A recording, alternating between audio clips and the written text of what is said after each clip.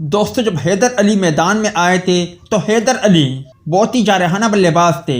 मतलब कि जब क्रिकेट के मैदानों में वो देखने को मिलते थे तो उनको शायकीन क्रिकेटर पसंद करते थे। मगर अब क्रिकेट के मैदानों से हैदर अली काफ़ी ज़्यादा दूर है। इसी तरह नसीम शाह की बात करें तो नसीम शाह अब भी शायकीन क्रिकेटर के दिलों में रहते हैं और नसीम शाह ने मुकम्मल तौर पर अपनी दाग बिटा रखी है।